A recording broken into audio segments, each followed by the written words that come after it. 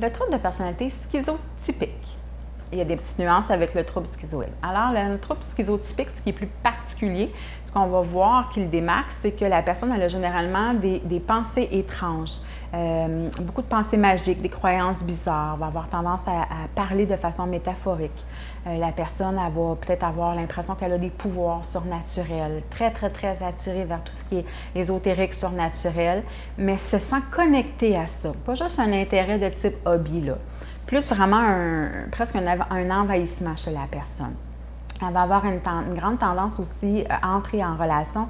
C'est généralement des gens qui sont très gênés, très réservés, très inhibés. Des gens qui ont tendance à se montrer froids et détachés, distanciés des autres. Les gens, généralement, qui ont ce trouble-là, ont peu ou pas d'amis.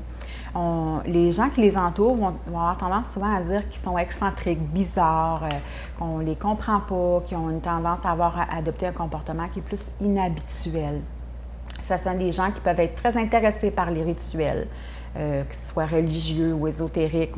C'est des gens qui peuvent être attirés aussi vers le paranormal énormément, plus que la moyenne des gens. Ce sont des gens qui se montrent généralement rigides. Ce sont des gens qui peuvent être tentés d'expliquer les phénomènes inexplicables. C'est des gens, des fois, qui peuvent avoir des théories là, sur tout ce que la science ne peut pas expliquer. Fait que c'est beaucoup le champ d'intérêt, fait que c'est beaucoup les conversations et c'est beaucoup comment la personne va entrer en communication avec les autres. Fait que c'est un petit peu comme ça qu'on peut savoir qu'on compose avec ce type de personnalité-là. Qu'est-ce qu'on peut faire quand on est confronté à être en relation avec quelqu'un qui a un trouble de personnalité schizotypique? Eh bien, c'est de se rappeler que cette personne-là a quand même beaucoup de force, qu'elle n'est pas seulement ses croyances ou ses manières d'être excentriques. Elle est également une personne avec des besoins. Et on va essayer de suivre son rythme. Alors, on ne va pas, avec ce type de personnalité-là, on ne va pas essayer qu'elle s'adapte à notre rythme, on va essayer de s'adapter à son rythme.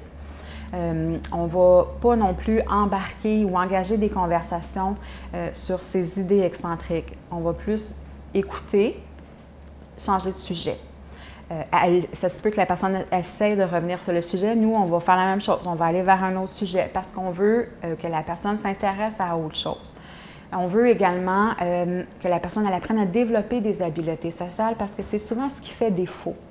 Alors, on va montrer comment faire, encore une fois, en étant un exemple. Alors, on va engager des conversations. On va dire « Bonjour, je me présente, je suis Gabrielle.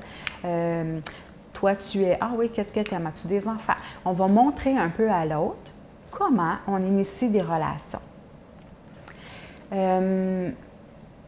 Ce qui est toujours important quand on est avec quelqu'un qui a un trouble de personnalité, c'est de faire appel à notre compassion à l'intérieur. Puis se dire, cette personne-là, elle est différente, mais elle n'est pas que différente. Alors, qu'est-ce que je vois chez elle qui vient me rejoindre? Et c'est à partir de là qu'on peut faire un tronc commun et aller vers le développement des habiletés sociales. C'est un peu à quoi ça ressemble une personne qui a un trouble de personnalité schizotypique.